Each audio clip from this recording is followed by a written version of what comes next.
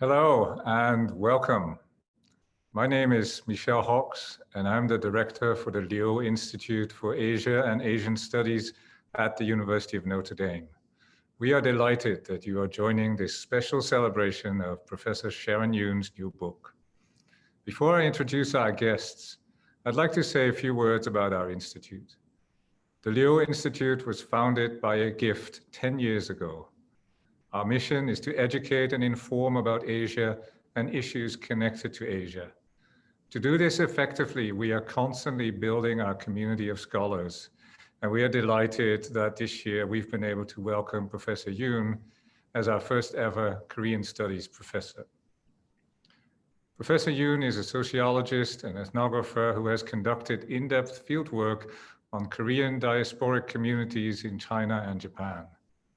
Her research analyzes how the rise of transnationalism has affected the social and economic lives of Korean migrants searching for wealth and stability in Korean enclaves. This research is published in a book that we are celebrating today, which is entitled The Cost of Belonging, an Ethnography of Solidarity and Mobility in Beijing's Koreatown. And I just learned that the book came out last week with Oxford University Press. Professor Yoon's research has been funded by the National Science Foundation, the Korea Foundation, the Blakemore Freeman Foundation, and several others. We are honored and excited that she is now at Notre Dame. In addition to launching Professor Yoon's book today, we are also highlighting another incredible book about Korean migration, authored by Professor Alyssa Park of the University of Iowa. Professor Park is a historian of modern Korea with interests in borderlands history, transnational migration, and empires in East Asia, including Russia. Her book, Sovereignty Experiments, Korean Migrants and the Building of Borders in Northeast Asia, 1860 to 1945, was published last year by Cornell University Press. It examines the history of the Korean community across China and Russia. Finally, I'm delighted to introduce the moderator of this event, Andre Schmid, Professor of East Asian Studies at the University of Toronto. Professor Schmid's research and teaching focus on 19th and 20th century Korea and East Asia through the broader context of global comparative history. Professor Schmid's excellent book, Korea Between Empires, 1895 to 1919, adds another volume to today's incredible reading list. With that, I cordially invite Professor Schmid to start our event. Well, thank you very much, Michel. I really appreciate this type of invitation, even at the time of Zoom when I can't actually travel to join you. It's wonderful to be able to gather together to talk about books. It's one of the wonderful treats of our profession that we can get together and talk about books. And particularly today, it's a special treat when we're joining to celebrate the publication of two really and truly wonderful first books. That of Professor Yoon's and Professor Park's. Last week, we got together to talk a little bit about how we would do this event, and we decided that maybe the best thing to do would be to have, rather than the type of formal lecture about each book, have a bit of a talk show-like conversation amongst the three of us. So I'm going to begin just by giving you a little bit of an introduction to the two books, and then Alyssa, Sharon, and I are going to pretend we're on a stage, sitting on chairs that are aligned, and I'll ask them a few questions before we open it up to the entire audience to join in. Let me first talk about Professor Yoon's book, The Cost of Belonging. This book is a brilliant examination of belonging amongst Koreans in a transnational enclave in Beijing. Professor Yoon uses a rich assortment of data, lots of lively and touching interviews from over 800 Koreans in this neighborhood. There are both Korean Chinese and Koreans from South Korea who have moved to this brand new neighborhood, both in search of material and emotional prospects of middle-class life. The movement of both of these groups has been shaped by the neoliberal restructuring of the global economy. Many of the South Koreans arrived after the upheavals of the Asian financial crisis, bringing their savings, often their retirement savings, to start up small businesses. Whereas the Chinese Koreans played a type of brokering role, traveling frequently between Seoul and Beijing. This then is a story, in some cases, of upward mobility, as some of these dreams, particularly those of the Chinese Koreans, are realized. However, it is also a story of downward mobility, as some of the subject of Yoon's study fall into more dire straits, in particular the South Koreans who lose their retirement savings. So it's an unusual group to be speaking in terms of precariousness. In many ways, the book is an exploration of the differential results of these two groups, but always, and this is one of the original and striking aspects of the book, in the context of what she calls the emotional aspirations of the middle class. It's also a wonderful snapshot of life in Beijing. We enter into churches with her. We get worried when we learn that one of her emails may have offended some of her potential research subjects. And we track rumors about Korean Chinese con men out to fleece their South Korean counterparts. And I'll also just add that it's a wonderfully written book that's open to anybody in any discipline. For your grad students who are listening in, it's a wonderful thing to think about when you're stuck in how to finish your dissertation. A wonderful model for writing. Professor Park's book, Sovereignty Experiments, is a nearly century-long story of the transformation of a corner in the world where the Chinese, Korean, and Russian borders meet, one that would seem remote from the action of global history. Yet in this masterful study, she shows how the margins can be such a powerful and revealing site for research. Her book does what so many scholars have called for, but are usually unable to do. In other words, it's a transnational history par excellence. And there's a simple reason for this. She weaves her fascinating account through an incredible array of multinational archives, written in Russian, Chinese, Korean, and Japanese. So for graduate students who are listening, don't be intimidated by the archival sources that she's using. Few of us can do this.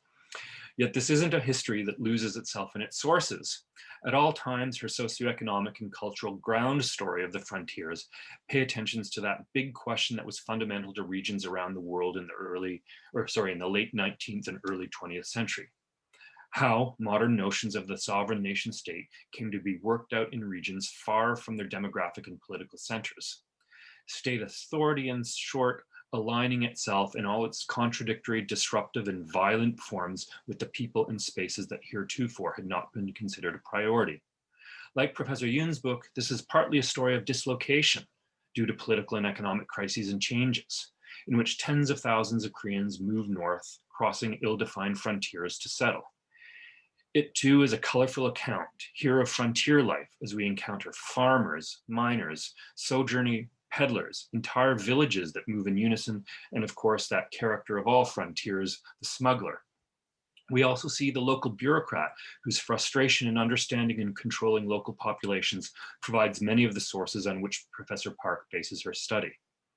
And I'll finally just say that there have been many studies of this region by Chinese historians, by Russian historians, and Korean historians, but always from their own national, if not nationalist perspective. And one of the amazing contributions that Professor Park's book does is it rises above these more narrow approaches to the region and ensures that she annoys a lot of historians along the way. So I want to move towards questions after that brief summary, partly by beginning to draw out, in some ways these two books, while they're linked through the movement of peoples through diaspora, they're also very different in many ways. Professor Yoon is a sociologist, Professor Park is a historian. One of these books centers on one of the biggest megapolises in the world versus a remote, undeveloped region. Temporarily, one is contemporary, the other is historical, starting decades prior to the other. One is based primarily on interviews, the other one is primarily archives. So the question I wanted to start off, given all these differences, I wanted to simply ask, how the heck did you get the idea of holding this book launch together? So for me, Professor Park and I have been longtime friends. I think ever since graduate school, we've known each other. We followed each other's works throughout our postdoc years. And so, as Korean American women who were studying Korean diasporic populations, even though our disciplines were different, I feel like there was always a synergy when we talked about our research together, and there was always a sense of affinity. And, as friends, we supported each other's careers. So I felt that it was very appropriate for us to celebrate this event of, launching our books together. And I also thought, in terms of the research itself, I really hope that people who read my work also read Alyssa's work and vice versa, because you can start to see how very similar patterns and very similar experiences of precariousness, of circular migration, of even transnationalism occur in my story, which takes place in 2009, and in Professor Park's case, which takes place in the late 1800s, right? So I think when we place our books in juxtaposition, it strikes a lot of really important themes about, understanding migration and diasporic populations from a unique and deeper theoretical level. Okay, and so then maybe once Sharon got this idea, Alyssa, why did you say yes when she asked you to participate? Well, actually, I first said no, thinking that, Sharon has worked so, much on this book, and she should actually take the opportunity, to hog the spotlight and talk about the book on its own terms. But I thought, in this age of Zoom, we should use Zoom to its maximal effect. And not have one author, but rather two authors who are coming at I think a very similar subject matter from two different disciplines, two different time periods. But I think that what we have to say about Korea in the modern world and migration are actually quite complementary. And then after having read the entire book in proofs, the double book launch actually made even more sense. If I were a sociologist, I would write a book like Sharon's. I think her book achieves what historians can only dream of doing, which is actually to interview, right? Serve as an interlocutor firsthand to, your subject matter. And so I felt like I could hear the voices of the people who are actually descendants of the people that, show up in my book. So my book looks at the people who leave Korea for Northeast China and the Russian Far East in the late 19th century. And her book looks at the descendants of these people generations later, who then leave their adopted homeland in Northeast China and then take off back to South Korea and other far-flung places, including Beijing. So I think they really are kind of bookends for Korea in the modern age and also migration. So like a volume 1 and a volume 2. We need, maybe hers is volume 3. We need a volume 2. Oh, we'll take some volunteers from the graduate students who are listening, and maybe we'll get a proposal to that effect. So we all know that these types of studies through your graduate years are sometimes tough to pursue. There's personal challenges along the way, and they're often hidden maybe behind the narrative that you write. There's a little bit of a personal story of how you came to the project. And I was wondering if you could share with us a few stories about how you settled on what you wrote. And maybe we'll start with Sharon. So for me, the more direct answer to that would be I spent the first summer of graduate school conducting field research in Yanbian, which is like this border region between North Korea and China, which used to be Manchuria, which is precisely the location of Alyssa's book. And I started to, I was teaching English there, and I started to see how a lot of the students who were taking my English conversation class, they were speaking very excitedly about this booming Koreatown in Shanghai and Beijing and how they wanted to find jobs, working for major South Korean firms there. And so the year after that, I followed them. I followed my students to Beijing, and I started to see a very new type of urban enclave that was very different from these rural agricultural communes that they had lived in throughout the Mao Zedong period. So from an intellectual perspective, it was, watching and actually following the migration of these Koreans through my personal networks. But from a deeper personal level, I feel like, research is never objective, especially, as a qualitative sociologist and as an ethnographer. I think that a lot of my work is very deeply personally motivated, in terms of the questions that I'm drawn to, in terms of the types of people that I want to talk to. And so for me, I was going through a personal struggle at the time. As a college student, my parents started a small mom and pop shop in a suburb in New Jersey, and they were really struggling, and they had invested their whole retirement savings. And in a matter of 2 years, the store didn't work out, and it was just a devastating loss.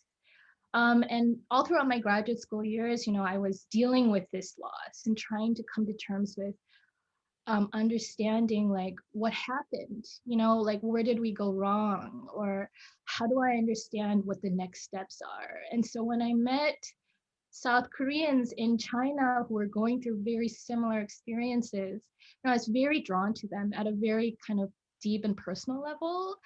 And I wanted to connect and make their stories known. So I think from that perspective, it really made my study a deeply emotionally invested work on South Korean entrepreneurs. Thank you, Alyssa. So like Sharon, I think this book is very much a story of my own kind of travels and the kind of roundabout way that I came to Korean history as a job. And it actually started with my interest in Russian history and the history of the Soviet Union as a multi-ethnic state. So incidentally, my first time in Russia was a visit to Irkutsk in central Siberia. And I was struck by the ethnic makeup of the people. And it kind of reminded me of where I grew up, which is Queens, New York, which I think has some of the most diverse zip codes, right, in the US. So it was kind of similar in that way, but obviously the racial makeup was very different. And I was riding a trolley bus and I hear Korean, and I just strike up a conversation with this family, and I ask them where they're from, and they say that they're from North Korea. And I, later in my studies, I learned about the migration of Koreans to the Russian Far East, the forced deportation of that entire population to Central Asia. Then I had to go there. So I did. To Kazakhstan, Almaty, Ushtobe, which is the Koreatown where many of the Koreans after, who were deported there, and then I eventually traveled to Vladivostok and the Russian Far East. So I think throughout these kind of circuitous travels through the former Soviet Union, I would meet Koreans and I would ask them, how did you get here? And they would, most of the people would give me a very similar answer. And I think that this answer was actually the genesis of my project, which is, my ancestors came from Northern Korea because there were no borders back then. And it's just such a striking phrase. It was the same exact words. There were no borders back then, and it really was stood in contrast to what my imagination of this place was, which is North Korea, China, and the Soviet Union. So I think that tension really kind of drove me to ask the kinds of questions that I do. That's fascinating, and I'd love to see a comparative study of Irkutsk and Queens. I think that would put together some interesting questions. Let me move on and ask you to speak a little bit about the book in general. What type of audience did you have in mind when you wrote the book? What do you want to tell that audience? And maybe explain to us why we should be reading your books. And why don't we reverse it this time and have Alyssa answer the question first?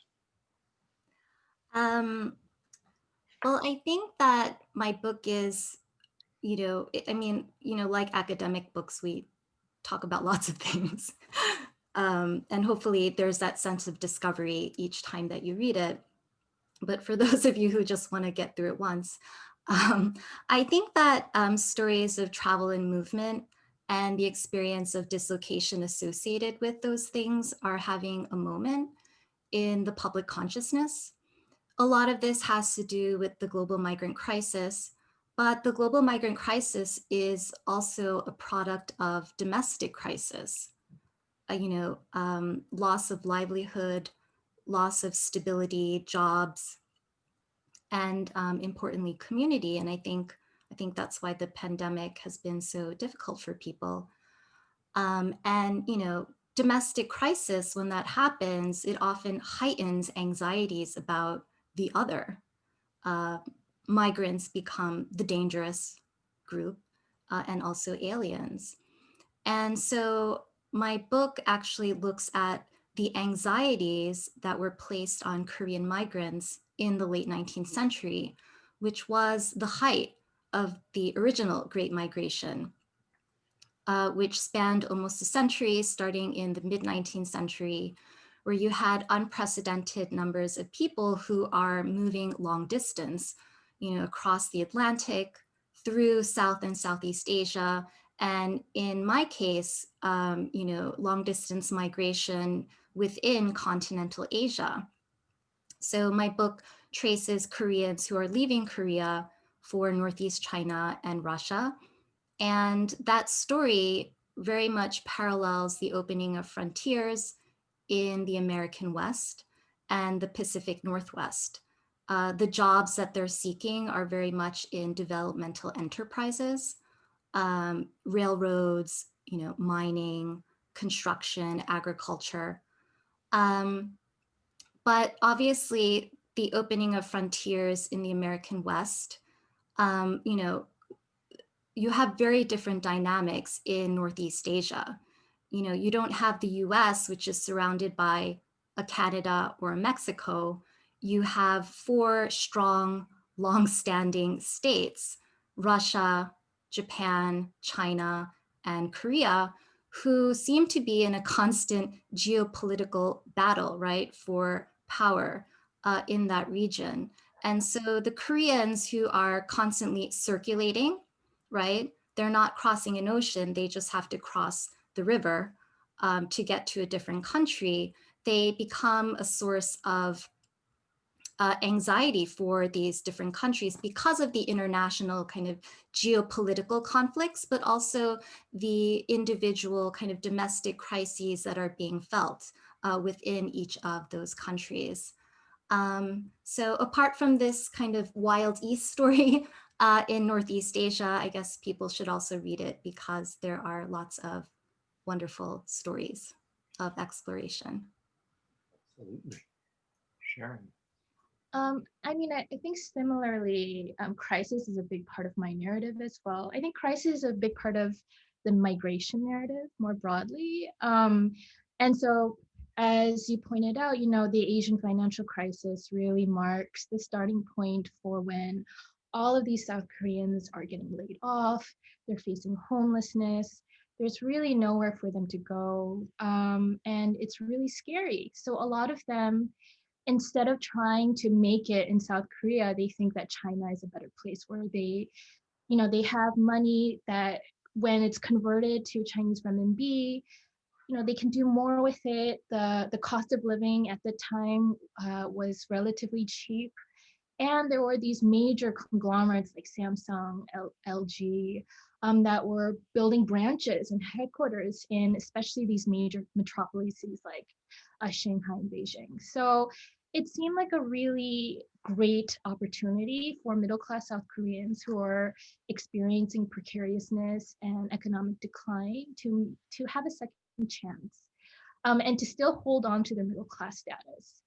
But what I found was there was so much shame, that I witnessed in the ways that they were explaining what happened to their businesses. A lot of these people that I interviewed were South Korean middle-aged men. I was like this 20-something graduate student, and they didn't want to talk to me about their failures, right? So it was so hard to get them to open up. And I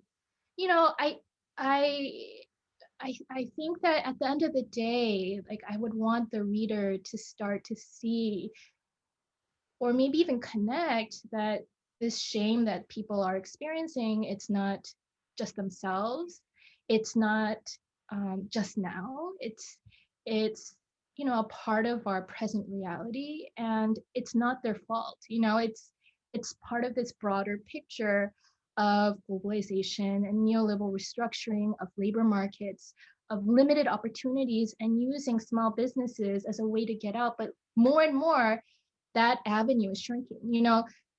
All of these businesses, for South Koreans, 1 in 3 people left the enclave because they faced foreclosure or bankruptcy within 3 years, right? So it's not the person who didn't try hard enough, or it's not even a Korean Chinese who swindled them, right? It was this situation that they were in. And so I hope that people who read my book start to see that experiences of alienation, of scapegoating, of like fierce competition, of even shame, has to be placed in this broader neoliberal context. Thank you. And maybe I'll just tell the audience that you sort of left them in a bit of suspense about how you got your subjects to interview about their losses. And I'd just say that, Sharon's got some very moving personal anecdotes in her book explaining how she does get them to share their stories with them. But I'll respect her desire to keep you in suspense and not tell you the details of that, and urge you to read the book, buy the book, so you can read how she goes about doing that. Both of you in your books are dealing with Korea, yet you're both looking at Korea from outside the nation-based territory. And you play with that tension of being outside, being inside, of notions of diaspora versus homeland. And since you've both read each other's book, you wanted to do this together, I wanted to ask each of you to comment on the other person's book, on how you play with that tension and what function it serves in your book. So maybe Sharon, you can speak to that about Alyssa's book, how she plays that diaspora homeland issue. I mean, I think Alyssa's book is a really prime example of this counterintuitive method of analyzing state building by looking at a territory that's outside of the state, or the bound, or the peripheries of the boundaries. We tend to think, Beijing, for instance, would be a great way to analyze like Chinese nation state building, or Seoul would be. But actually, a lot of these tensions and these conflicts are unraveling in these border areas. And it's not like a one kind of heavy-handed deal of bureaucracy defining these boundaries, which is what, as a sociologist, I tend to be a little bit more deterministic than historians and anthropologists. But, for me, it really opened my eyes to how this process took place in the everyday, in the micro interactions of Korean migrants who were just making things up as they went, who were bending the rules to fit their needs, who, were so hard to define, because I remember one section she talks about like their clothing and how they mixed, their hats, which were Russian, with their gowns, which were Chinese, but they were speaking in Korean. And it was just like, you can't, that's, those everyday minute things are what really creates these boundaries and who we think we are, right? So I think she really does a great example of that. And one thing that really struck me as I was reading it was how, to what extent these migrants would go in order to cross the boundary. She talks about how they were monitored by, bureaucratic officials on both sides. It was supposed to be a no man's zone. And they even strung the heads of the beheaded people who had trespassed this zone as kind of like a warning, and I would imagine like these Korean migrants walking along the Tumen River, seeing these heads, strung along, and yet they still weren't able to control this boundary, right? They still kind of violated these bureaucratic laws. And so it's just a really great example of, how the Korean nation state came to be through these interactions in the late 1800s. Great, thank you. Alyssa, you want to respond in kind? Those heads on the river show up in Andre's book as well. In fact, I first learned about them. Exciting anecdote. Korea Between Empires. Well, I think both of our books, right, they talk about one of the central narratives in Korea's past and present, which is the peninsula's integration into a larger global world. And, how do we do that? It's by looking at mobile people who are actually forging and at the forefront of that integration. The people who left, who came back, and then the ties that they maintain between these two and more places. And Sharon's book is so compelling because she actually tells this story of connection and integration in a really multi-layered way. So not only is she looking at the multiple and the continuous waves of Koreans into this Koreatown called Wangjing in Beijing, she's also looking at the multiple kinds of Koreans that end up there and the relationships that they're forming. And in this way, Wangjing becomes a microcosm and also an extension of Seoul. So what these migrants are experiencing are refracting and reflecting what is happening in urban centers in South Korea. Things like, questions of, what constitutes a proper Korean, discrimination against immigrants, precarity, right, financial crisis, all of these things are happening in the contained space of Wangjing. And I think I was also struck by the different but also similar attitudes of these Korean migrants towards Homeland and how fungible Homeland actually is. But I think the through line of these different attitudes towards Homeland was actually that it's an imagined place. And I was just struck, if I could, quote you, I was just struck by this elegant phrase of, feelings of belonging and worthiness had become the quintessential emotional privilege of the global middle class. So, it transcends, the capital and the things you own, but rather it's community, right? That these different migrant groups are experiencing the loss of, and then are trying to recreate in the space of Wangjing. Great, thank you. So in a moment, we're going to open up for questions from the audience. So you're welcome to type up a question on the Q&A button on the Zoom window. Before going there, I just want to ask one last question to our two panelists.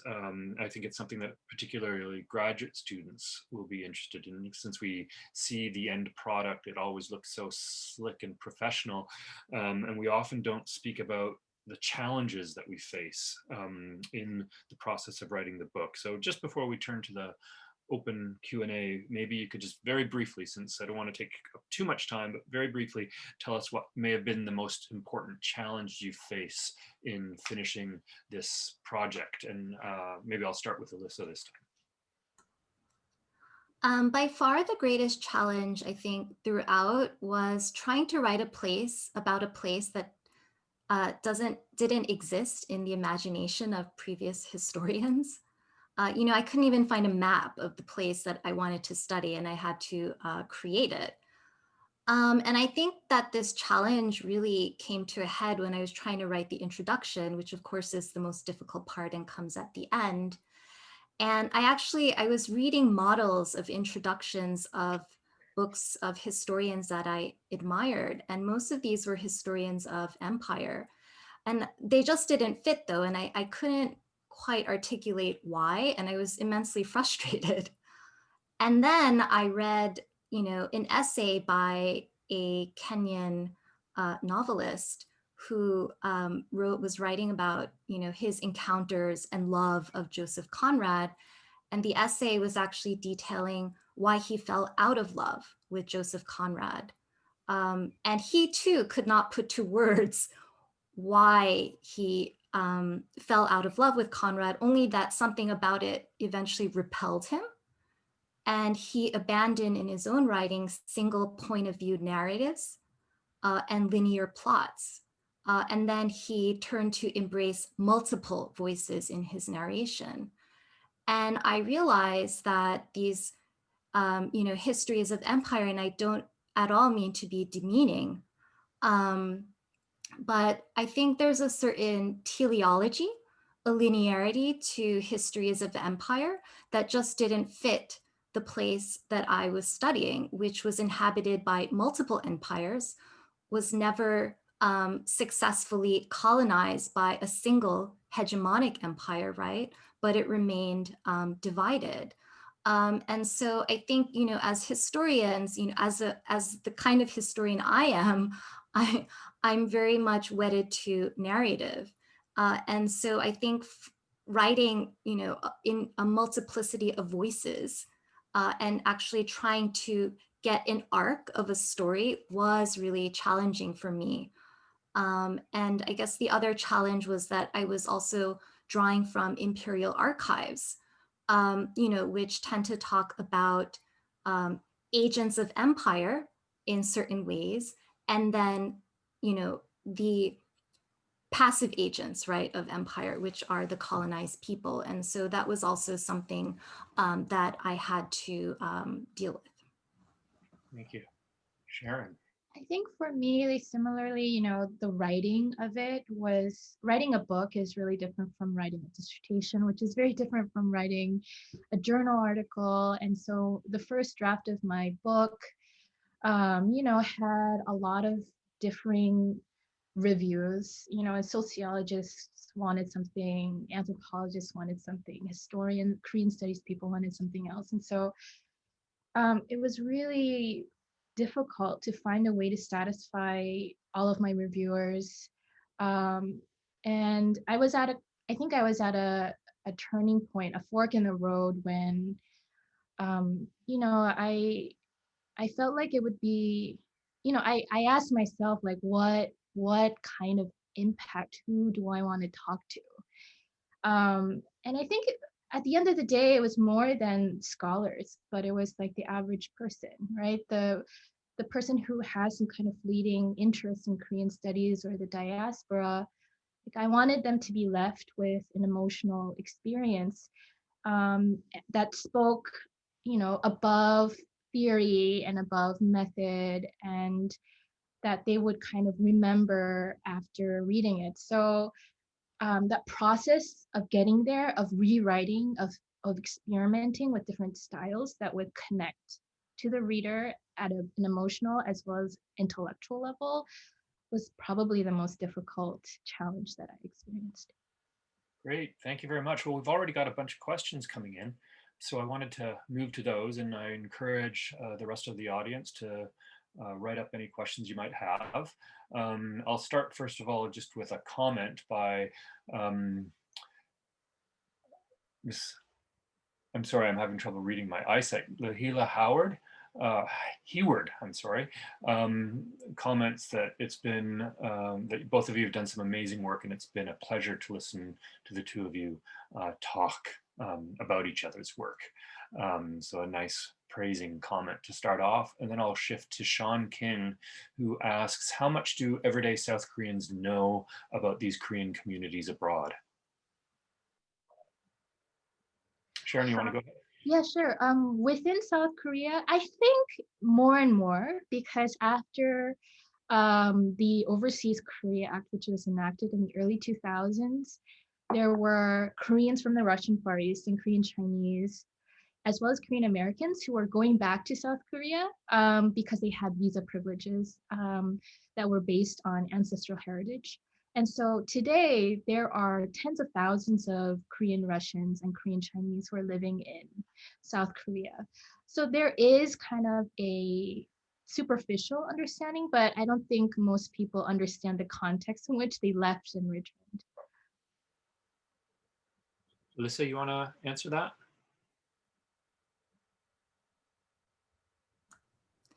The question being, are South Koreans aware of communities, Korean communities abroad? That history of your community, say. I think that, you know, a lot of South Koreans in the past few decades experience history through popular culture. And I think that, you know, soap operas, these K-dramas, there have been several made on, you know, the Koreans in the Soviet Union and Korean Chinese. And I know that, you know, the Korean Chinese is often kind of this figure, not always presented in a positive light in these historical and contemporary dramas. Great, and now we have a question that shows the virtues of Zoom linking disparate people from different parts. Professor Gilbert Rosman from Princeton poses the question, how do the authoritarian host contexts impact both of your cases? Koreans were often controlled in unusual ways, right? Go ahead, Sharon. How do the authoritarian context affect the ways that they're monitored? Yes. So I think that it affects the ways that they're monitored to varying degrees according to their strata, their social strata. So within China and,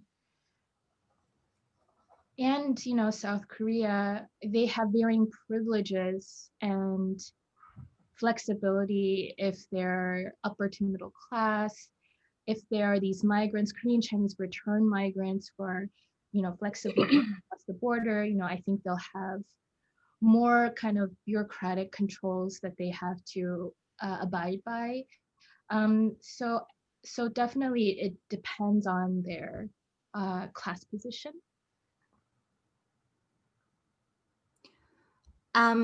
For me, I was actually trying to write against, you know, this dichotomy that has been established between how liberal regimes receive migrants and illiberal regimes receive migrants.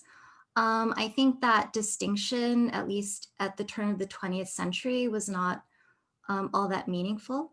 I think you actually see more similarities, and there's a convergence in how migrants are dealt with, precisely because it's a relatively new phenomenon in the late 19th century. And so many of the kind of techniques of surveillance and passports and border institutions, you see beginnings of this in the Tumen River Valley, where my book takes place. At the same time, I should also mention that I think the region that I study, you have several strong states, but those strong states have weak capacity because it is a frontier, you know, border region. And so I think that looking at a borderland actually gives you the opportunity to see how it's not just states that have the upper hand, but rather people on the ground, like these Korean migrants who are crossing borders. Thank you. And now we're going to return to Lahila Heward with a question about her thesis, which involves Koreans and Chinese people who were involved in the Northeast anti-Japanese United Army, particularly in the Yanbian area. My question is, she asks, out of curiosity, has this army come up in either of your research? I'm especially curious about Dr. Yoon's participant experiences, considering her comment about the Chosunjok being descendants of these people. Their past kind of involvement in the independence movement, is that correct? Yeah, whether particularly their involvement in the anti-Japanese United Army I see. came up in your research. Yeah, I mean, very briefly, but I think that there was a shift. So up until the late 1980s, they were, especially from the South Koreans' perspective, revered as these people who fought against the Japanese. And so, there was this eagerness to meet the Korean diaspora in China. But after migration started happening between Seoul and Beijing, that kind of historical narrative started to shift towards something that was more kind of instrumental and economically driven. So I think rather than like their actual involvement, it's often used in terms of trying to frame whether they are seen as trustworthy compatriots or people who should be held in suspicion. And Alyssa, your book covers that period. Did you come across them? Not too much, just kind of earlier independence, anti-Japanese independence movements. A lot of the, emigres and also these guerrilla fighters, of course, were, forced out of Korea and conducted many of their activities in Northeast China and the Russian Far East. So they do pop up a lot, but I actually had to try to ignore the volumes that were being written about and also by these independence fighters, because I think that a lot of this history of this region has been told as kind of these valorous histories of the independence fighters, whereas the stories of the everyday people who actually were not involved and who were much more populous than these independence fighters have been kind of, downplayed. And so you do see them, but yeah, not necessarily a focus in my book. Okay, and now we're going to move on to a question by participant Yumi Kim, who's asking a methodology question. She asks, I'm curious about ethnography and narrative, which the speakers have implicitly attributed to sociology, anthropology, and history, respectively. I wonder if and how Dr. Yoon had to consider narrative in storytelling in writing her book, and how Dr. Park might see her book as having involved an ethnographic approach, especially in its attention to the textures of daily life. Sharon, you want to start off? So how I considered narrative and storytelling. I think there was definitely an effort to try to balance the narrative that was unfiltered from the ground level. So the narratives that I was exposed to, and then to take those disparate narratives and then to create like a bigger picture and find patterns that was also told through my perspective. So, trying to balance all of these different factors was definitely a challenge. And I think it was more through kind of experimenting, like trying something and then not having it work, or like, an earlier draft, my narrative was way too dominant. And so I ended up like erasing a lot of that and then trying to do another draft where, it was I tried to focus too much on the diversity, and there was, the overarching story got lost. And so it was a lot of trial and error, I think, for me. So I think the question for me was about ethnography and how my work speaks to that with attention to everyday life. That's an interesting question, Yumi. certainly the second half of my book, I think it's quite different from the first half, which is more kind of about coverage of the entire region. And so the second half of the book really kind of tries to drill down into the dynamics that were happening, in the Korean village, or what we would call the everyday. And I think it was a challenge to actually write this, as I had alluded to, earlier in this, book launch, because I was drawing from imperial archives and ethnographies, which were written by the Imperial Geographical Society, which was, the analogous organization of, the British Empire. And so the ways in which they were talking about these migrants were, racist. There was certainly very useful information in there, but it had to be done with care. And kind of ethnography and storytelling, I was, later surprised. I mean, you go through iterations of writing and rewriting. And so I would actually be surprised at my own writing of the first and second drafts, because, if historians do nothing else, we cite, right? It's a string of citations. And so, the voice of these imperial geographers were very dominant. And so in kind of the third and the fourth drafts, I had to write over that and, make my own voice dominant and my own perspective in that. So yeah, that's it. So for both of you, multiple drafts, right? Long drafting processes. Now we're going to move along to a question from somebody who has also published on this region. Another distant guest, Professor Yen-Chen Song from Maryland. He wants to congratulate to both of you for your brilliant books. He writes, I read Alyssa's book and really look forward to reading Sharon's. My question for both speakers is, both of you deal with the tension between identity making, which highlights the boundaries, and cross-border connections, which constantly challenge various kinds of boundaries. How would you describe and cope with the tension between these two? Then he's got a specific question for Sharon.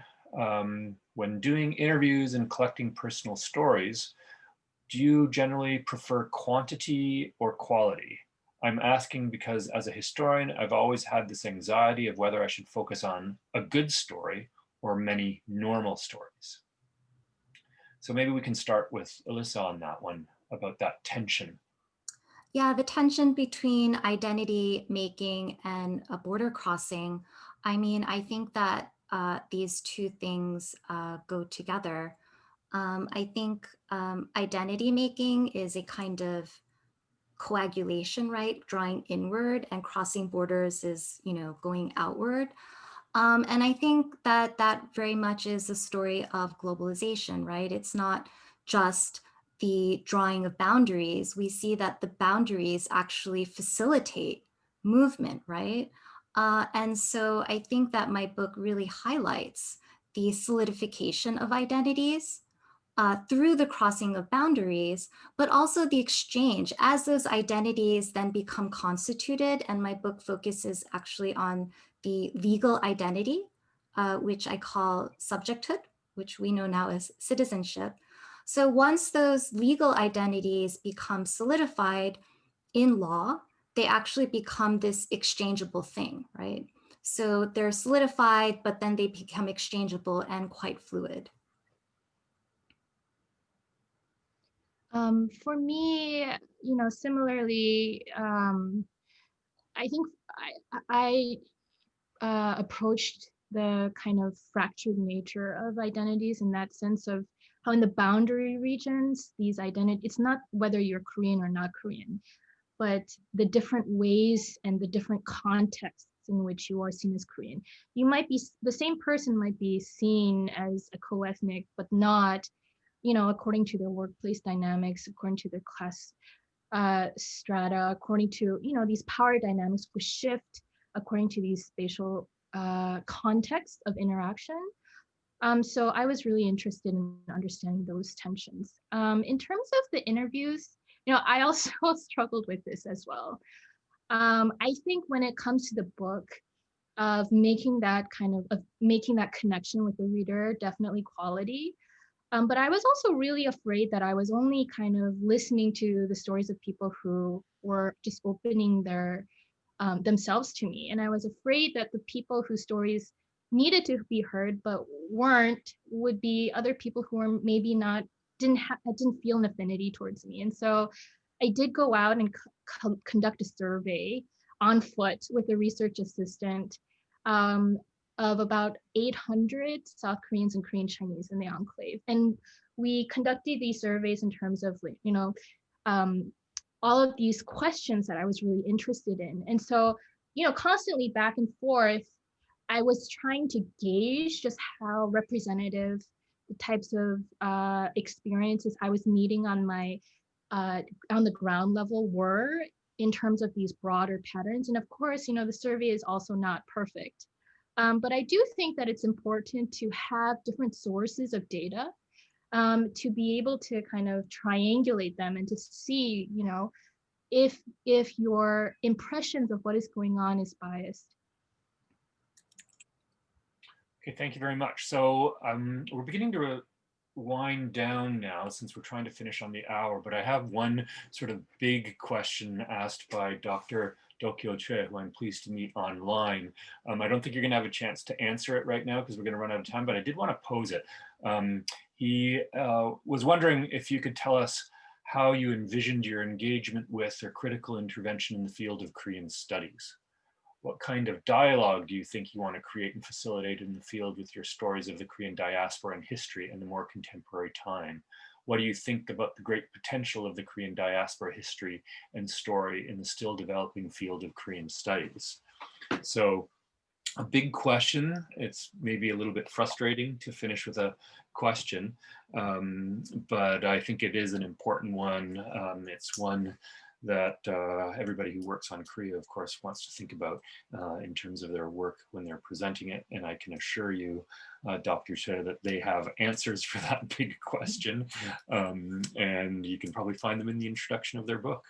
So now I'm going to thank again Alyssa and Sharon for not only their books, but for their wonderful remarks today, which I hope will get more of you to buy their books and read them.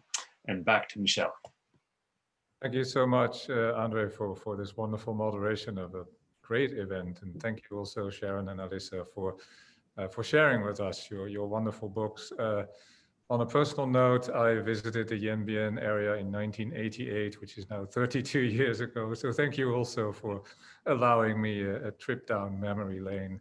And I hope we'll be able to meet up soon and so that I can tell you all about that experience. To our audience, thank you so much for being here, for a very lively and stimulating discussion, for making the time and for asking such wonderful questions.